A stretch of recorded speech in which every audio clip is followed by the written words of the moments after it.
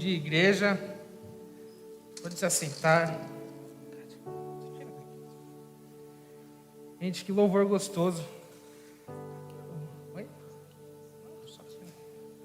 Eu só fico com medo de que quando eu estou tocando não seja tão gostoso assim. Né? Tá vendo? Estou mudando de ministério, então não encaixar aqui também, vou ter que arrumar alguma outra coisa para fazer depois na igreja, né? Então, esse eu acho muito mais difícil do que aqui. Que alegria estar com vocês essa manhã. E a gente vai continuar a série de mensagens que o pastor Renato tem trazido sobre o Natal. E o tema de hoje, que está no cronograma, é uma pergunta, na verdade. Onde está o rei? E aí o texto que a gente vai ler para meditar sobre essa pergunta, sobre essa passagem da Bíblia que também nos faz essa pergunta, é Mateus capítulo 2, versículos 1 e 2. Ele diz assim: depois que Jesus nasceu em Belém da Judéia, nos dias do rei Herodes, magos vindo do Oriente chegaram a Jerusalém e perguntaram: onde está o recém-nascido, rei dos judeus? Vimos a sua estrela no Oriente e viemos adorá-lo. Senhor, está aqui a sua palavra, viva, não só porque é a Bíblia, mas porque é Jesus. Estamos falando dele, do nosso Mestre Jesus. E pedimos que seu Espírito Santo conduza a sua palavra nos nossos corações. Amém. A história do nascimento de Jesus é muito legal de ver, principalmente quando a gente pega todo o contexto nos 4 livros, né? Na verdade, nos 3 livros do Evangelho, Mateus, Marcos e Lucas, que falam um pouquinho. E aí é estranho a gente pensar num rei que nasceu num estábulo e foi colocado numa cocheira. A Bíblia fala uma manjedoura, mas eu acho que às vezes manjedoura é uma palavra muito bonitinha para a gente ter noção do que é, né? E para quem é do interior como eu, é cocheira. Não tem outra palavra para falar daquele local que os animais se alimentam. E também é estranho pensar num rei todo-poderoso que morre de uma maneira tão cruel como Jesus morreu. A morte por crucificação, a morte de cruz. Que era uma morte tão humilhante, tão degradante, desumanizadora, onde não só a morte em si da crucificação era humilhante, mas todo o processo de crucificação era humilhante. O julgamento de Jesus foi humilhante, os açoites, toda a via cruz até o Gólgota, e sendo exposto à vergonha pública. E aí, para finalizar, ele sendo crucificado com essa frase: e aqui está o rei dos judeus.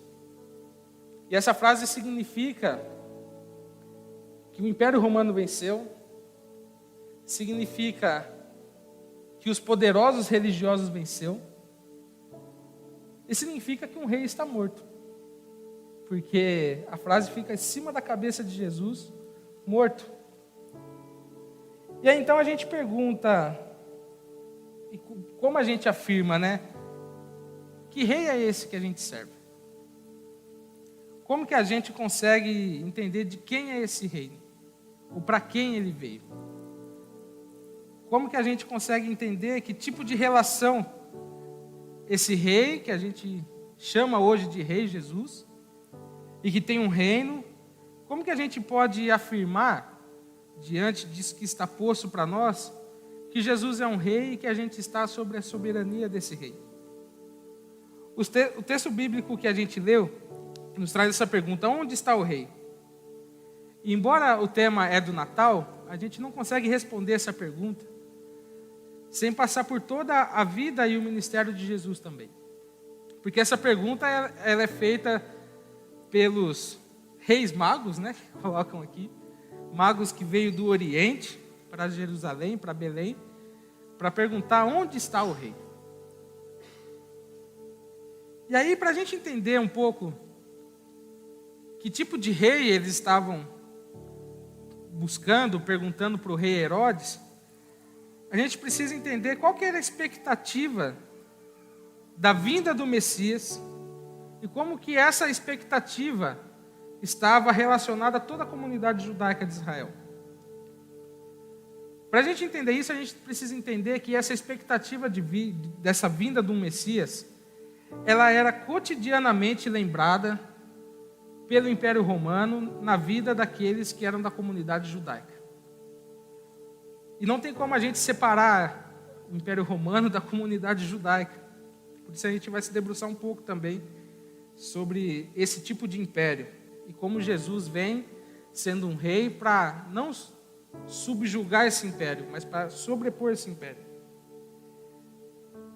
Então esse Império Romano, ele subjuga e ele lembra cotidianamente como que a comunidade judaica espera a vinda do Messias.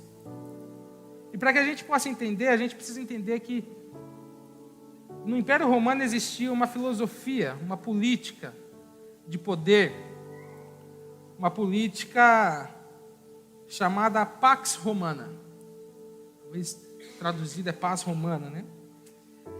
E essa Pax Romana, ela se dava basicamente em duas formas, que a gente vai se debruçar um pouco, mas de maneira sucinta, porque eu acho que se a gente for se debruçar sobre os mecanismos de dominação do Império Romano, a gente vai levar um semestre inteiro estudando sobre isso. E o primeiro sistema,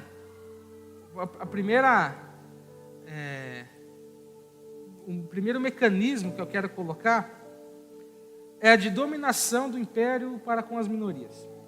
A partir do momento que o Império Romano subjugava através da violência determinada região, determinado vilarejo, país, eles colocavam o seu exército nesse local e eles colocavam tributos para que as pessoas pudessem pagar para sustentar esse exército, sustentar os luxos do império e todo o mecanismo de poder do império.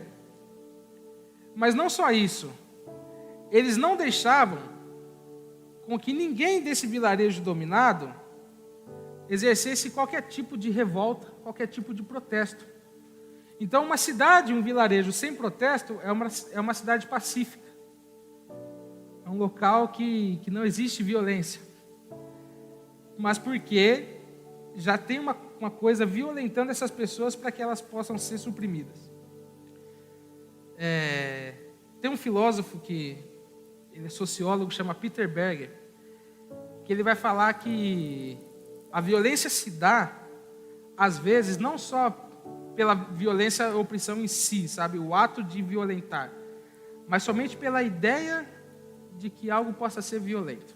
Por exemplo, se tem uma polícia, uma viatura da polícia parada em algum determinado local, geralmente esse local não vai ser alvo de algum bandido de assalto, porque a ideia de que ele seja violentado a partir do momento em que ele exerça outra violência, inibe ele de fazer alguma coisa. Tem uma série na Netflix chamada The Chosen. Eu peguei essa série com o nosso amigo Du. Eu assisti, gostei demais. E nessa série ela mostra Mateus, o publicano, colhendo os impostos numa casinha. E do lado de fora dessa casinha tem um soldado romano, protegendo o local que o imposto era recolhido. Mas o soldado romano, pelo menos o que a série mostra, assim, ele só está parado na frente dessa casinha. Ele não faz mais nada, assim, a não ser que tenha algum tipo de tumulto, algum tipo de revolta, algum tipo de protesto. Mas a função dele basicamente é ficar parado ali, porque só a ideia de que você pode ser violentado te inibe de fazer qualquer outra coisa. Qualquer revolta, qualquer tipo de tomar de volta aquilo que é seu, de tomar de volta aquilo que um dia foi seu, da sua família. E nesse contexto também existia uma seita judaica chamada de Zelotes. E esse pessoal, eles acreditavam que a libertação de Israel do Império Romano se dava a partir da luta pela força, pela violência. Então não existia outro mecanismo para que eles pudessem tomar de volta a sua terra sem nenhum tipo de um Estado por fora que iria exercer domínio sobre eles, a não ser a violência. Então esse pessoal, eles organizavam revoltas, pequenas guerras, no intuito de expulsar os soldados romanos desses vilarejos do país, para que o Estado de Israel fosse novamente restabelecido como independente, teocrático, e que um judeu também governasse os próprios judeus. É interessante pensar que tem um apóstolo de Jesus, Simão, não é o Simão Pedro, que depois vira somente Pedro, Cefas, mas Simão, conhecido como Simão o Zelote. E Jesus o chama para ser discípulo. Então tem um zelote no meio dessa galera que segue Jesus também. Então esse é o primeiro sistema de dominação. Um sistema em que um local é pacífico porque existe uma violência maior dominando esse local. O outro sistema, para legitimar a dominação romana sobre as outras nações, é o chamado culto ao imperador. Isso implicava em afirmar, e era não um jargão, mas uma afirmação máxima de que César é Quírios. Quírios quer dizer Senhor. César é o Senhor sobre todas as nações que ele governa. E embora esse culto ao imperador não necessitasse de uma forma mais ritualística, formal, ela batia de frente com o estilo de fé monoteísta que a comunidade judaica tinha. E que César não era o Quírios, mas que Javé é o Senhor. E aí a gente tem no Pentateuco, no Êxodo, praticamente todos os livros que contam da formação do povo de Israel, o famoso tratado de que só o Senhor é Deus. Só Javé é Senhor sobre Judá e sobre toda a terra. Isso implica mais para frente de que depois da morte e ressurreição de Jesus, a maioria dos cristãos são perseguidos, se não todos, por conta dessa negação de que César é o Senhor. Eles vão falar, não, só Jesus Cristo é o Senhor. E até o século IV, quando houve lá a instituição de que o Império Romano colocasse como cristianismo a religião oficial do Estado, não tinha conversa sobre isso. Quem afirmava que Jesus Cristo era o Senhor e não César, era passivo de morte, de punições, de sofrer esse tipo de violência. E aí é nesse cenário que a comunidade judaica espera que venha um Messias, e aí eles esperam que esse Messias sejam parecidos com um rei, talvez um espectro do rei Davi, um rei general, um rei dominador, um rei conquistador, em que vai tirar a comunidade judaica e todo o povo do domínio das mãos do Império Romano e restabelecer o Estado de Israel como um Estado independente, o Estado em que Javé é o Senhor e não César.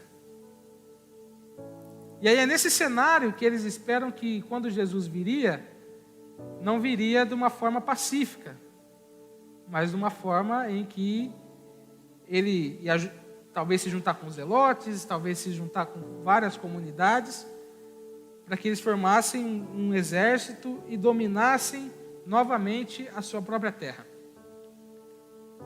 Mas aí vem Jesus com uma pregação totalmente diferente. Vem Jesus com uma pregação revolucionária, até mesmo para os judeus, falando assim, amem os seus inimigos. E aí o judeu ouvindo isso, tendo esse panorama em mente, ele vai falar, eu preciso amar então o soldado romano que está na porta da minha casa, fazendo com que eu me sinta pacificado e me sinta livre, porém preso. E aí ele vai falar, dê a César o que é de César, dê a Deus o que é de Deus. E aí vai parecer que essa afirmação de Jesus é uma afirmação de que pagar o imposto, o tributo a César, é legitimar que César exerce sobre eles qualquer tipo de dominação real. Não só externo, mas interno também. Mas essa afirmação é muito contraditória, porque Jesus não fala só, dê a César o que é de César. Ele continua, dê a Deus o que é de Deus. E aí vem a pergunta para a gente, o que é de Deus então? Aí a gente responde, tudo é de Deus. Bom, se tudo é de Deus, nada é de César então. É algo um pouco, é um paradoxo. De que César então vai ficar apenas com as migalhas daquilo que Deus nos dá. Então também é outra coisa revolucionária de Jesus, porque ele não inibe que César exerça esse poder tributário. Mas ele fala assim, não só César vai exercer esse poder tributário, mas como Deus é Senhor de toda a sua vida. E aí isso implica em aceitar de que bem-aventurados são os pacificadores. Bem-aventurados são os mansos, os pobres, os humildes, aqueles que têm fome e sede de justiça. Mas não é uma justiça que vem para matar o opressor. É uma justiça que liberta o oprimido e o opressor e os colocam como imagem e semelhança de Cristo. Uma imagem e semelhança do Criador.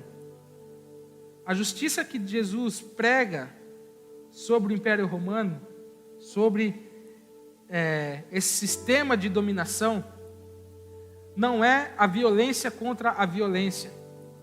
Não é olho por olho, dente por dente.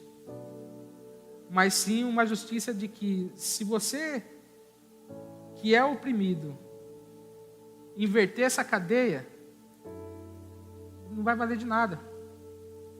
Porque a gente precisa porque o reino de Deus precisa de pessoas mansas e pacificadoras. Então a graça de Deus, ela nivela todo mundo nesse quesito. Não existe opressor e oprimido a partir de que haja uma real conversão e essa libertação. Todos viram filhos de Deus. Então na lógica de Jesus, no reinado de Jesus, não é pela força. Não é por um reinado centralizado, como era o reinado do Império Romano. É um reinado em que não existe mecanismos de poder para oprimir você. Mas você é um agente libertador dos mecanismos de poder. Não existe um culto a César, legitimado pelo Estado, legitimado por uma estrutura. Mas existe um rei relacional. Um rei em que vai sentar, conversar com você e vai falar assim, vinde a mim os que estão cansados e sobrecarregados. Então Jesus inverte essa lógica de império, de reino, uma lógica opressora, para uma lógica totalmente relacional e libertadora. Então, o que os judeus esperavam que seria um Messias que vem para que você conseguisse ser livre do Império Romano, Jesus vai falar, não, você vai ser livre, mas o Império Romano vai existir ainda. Só que você vai ser livre de uma maneira mais ampla, uma maneira mais totalmente livre, né? É semelhante ao pedido de água de Jesus para a mulher no poço. Ele vai falar, se você beber dessa água, você vai continuar com sede. Mas se você beber da água que eu dou, você nunca mais terá sede. A libertação que Jesus traz é uma libertação contra todo tipo de opressão de qualquer império. É uma libertação de um Deus relacional, uma libertação que não exige culto a nenhuma pessoa para que esse ego dessa pessoa seja inflado e seja legitimado. É uma coisa relacional. É um Deus que vai sentar com você no poço, pedir água, e você talvez não vai entender nada do que Ele vai dizer, mas no final você vai falar verdadeiramente você é o Filho de Deus. Então o reino de Jesus, o rei que Jesus quer ser, ele está livre de qualquer sistemas de dominação de qualquer império. E aí hoje seja capitalismo, seja socialismo, seja anarquista, Jesus está sobreposto a qualquer tipo de dominação que qualquer império exerça sobre as nossas vidas. Desde que a gente entenda que Jesus é o nosso rei relacional, aquele que está perto de nós. E eu acredito que acreditar nisso seja a parte mais fácil. Porque é muito bom nos ver livre de tudo que nos oprime. É muito bom ver a gente livre daquilo que um dia estava oprimindo a nossa vida e não fazendo com que a gente vivesse a vida em abundância que Ele prega. Mas a parte difícil, em que o texto de Mateus capítulo 2, ele vai discorrer um pouquinho mais, ele vai falar que depois da pergunta dos reis magos, onde está o rei? Eles perguntam para o rei Herodes, aí rei Herodes fica furioso. Ele fica perturbado. Ele fica angustiado de saber quem que era esse rei que vai subjugar esse próprio rei. E aí eu acho que Jesus, ele tem um outro tipo de rei que ele quer ser, de outro lugar ou outros lugares, que é o rei do meu coração e do seu coração. E aí o Tim Keller, um escritor norte-americano, ele vai falar que na Bíblia a fonte de todo o mal no mundo é cada coração humano. E que a reação de Herodes a Cristo é um retrato de todos nós quando Cristo quer ser rei sobre nossa vida. Eu acho que quando Jesus pergunta isso para a gente, onde está o rei? Você e eu respondemos que você pode ser rei talvez de determinada área da nossa vida, mas outras áreas eu acho que você não vai conseguir não. E aí, atualmente a gente anda numa sociedade que a gente ouve muito algumas frases como: ninguém vai dizer o que eu devo fazer. Como é que eu me perdi?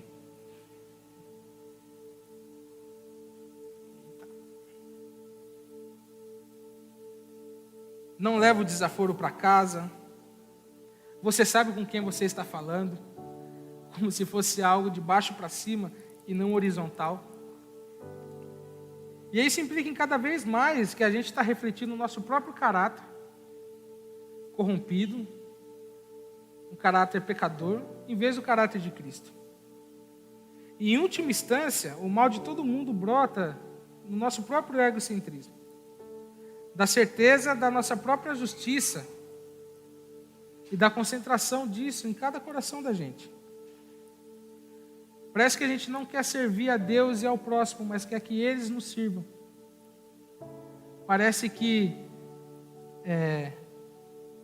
em cada coração nosso existe um pequeno rei Herodes, querendo governar e sendo ameaçado por cada coisa que comprometer esse reinado. Cada um de nós quer ser capitão e quer ser mestre do nosso próprio destino.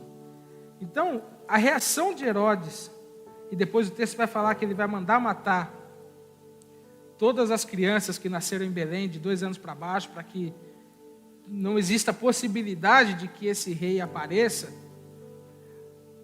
A reação de Herodes é um reflexo da nossa própria reação quando Jesus confronta a nossa autonomia. Quando Jesus confronta de que a gente precisa ser manso, que a gente precisa ser pacífico, que a gente precisa ser agente libertador e não agente opressor. Então, não só o sistema político que Jesus vem e faz uma nova cosmovisão, para que a gente entenda isso, mas ele quer fazer essa cosmovisão de reino, de rei, de agentes pacificadores dentro do nosso coração. E é muito difícil a gente ler a história do nascimento de Jesus sem julgar Herodes, né?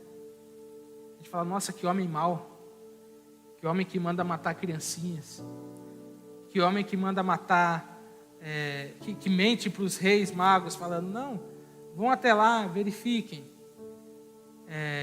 fala para mim depois onde esse rei está, para eu ir lá adorá-lo.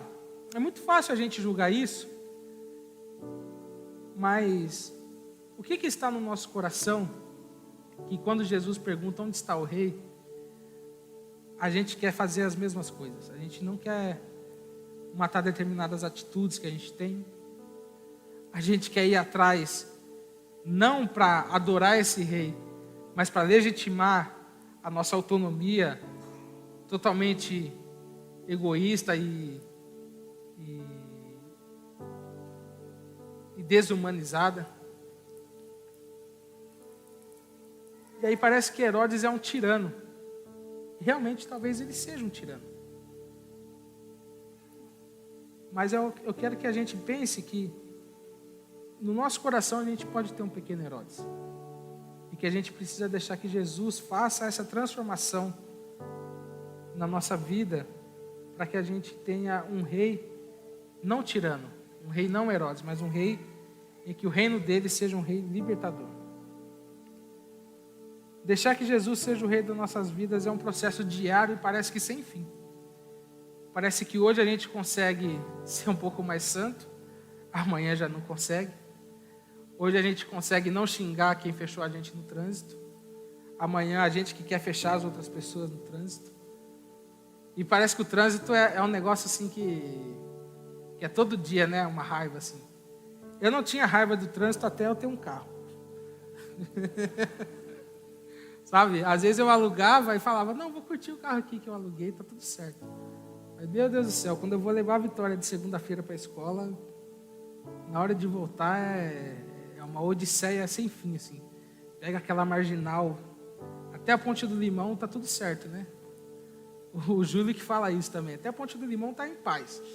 Passou ali, meu Deus do céu, cara, até chegar a Ponte das Bandeiras, que tá em reforma, cara, eu tô aprendendo vários caminhos aqui de andar de São Paulo para não andar ali.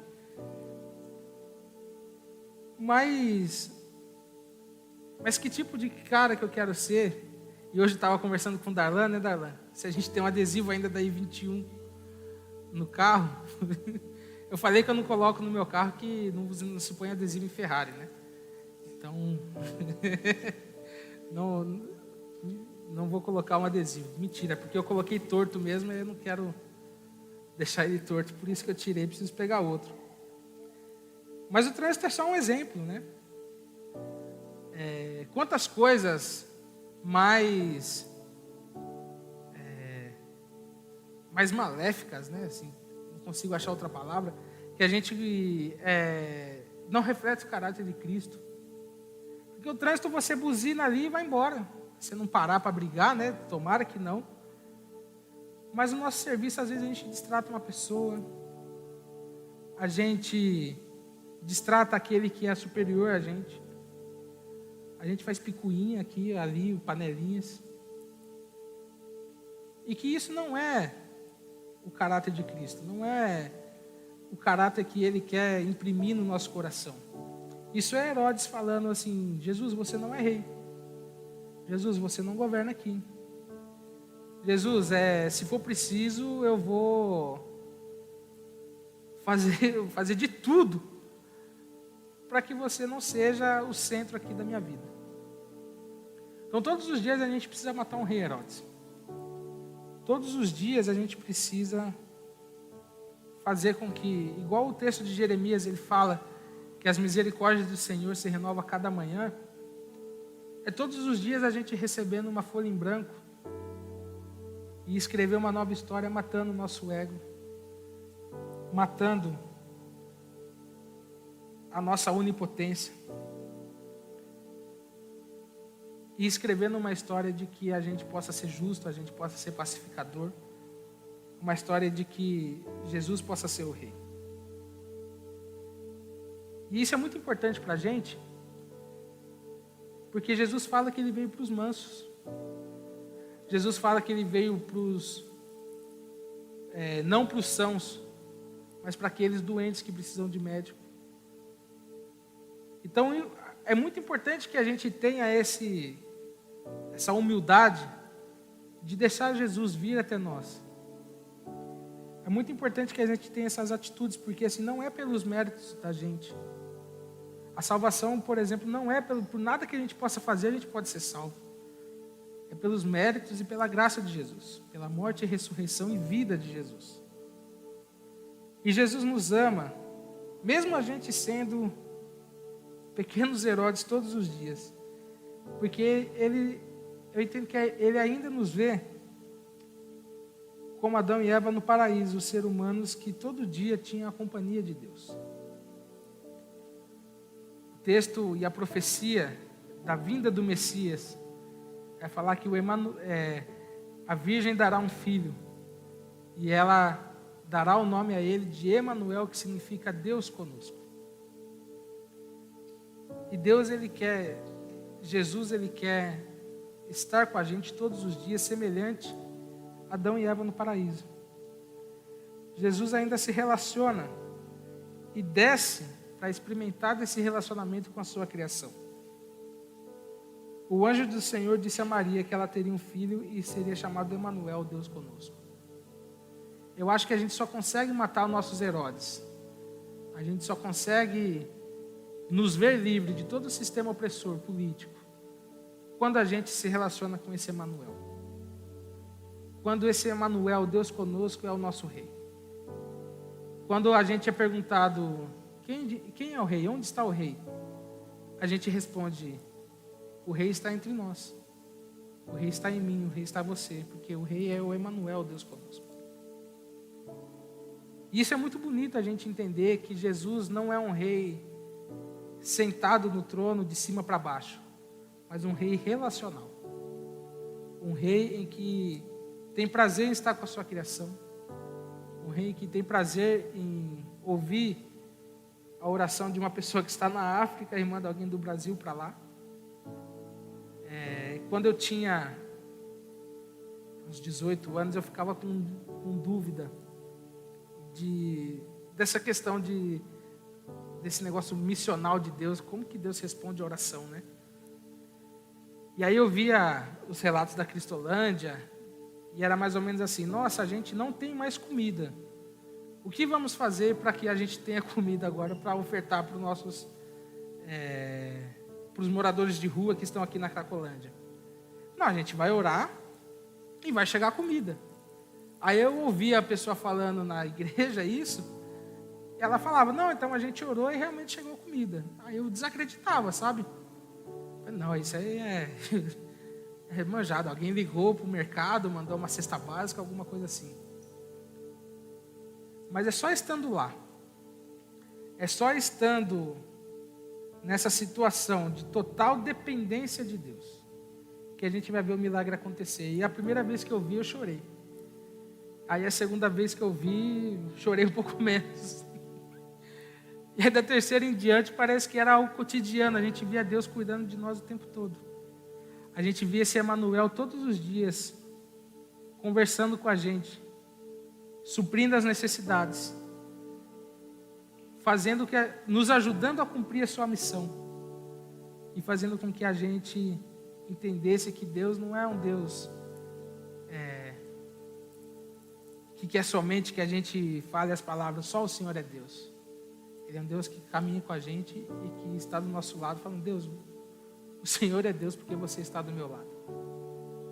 O nosso convite e desafio é de que cada dia a gente deixe o menino Jesus ser o rei do nosso coração. Às vezes eu não gosto dessa palavra, mas que o espírito do Natal nos incentive a isso.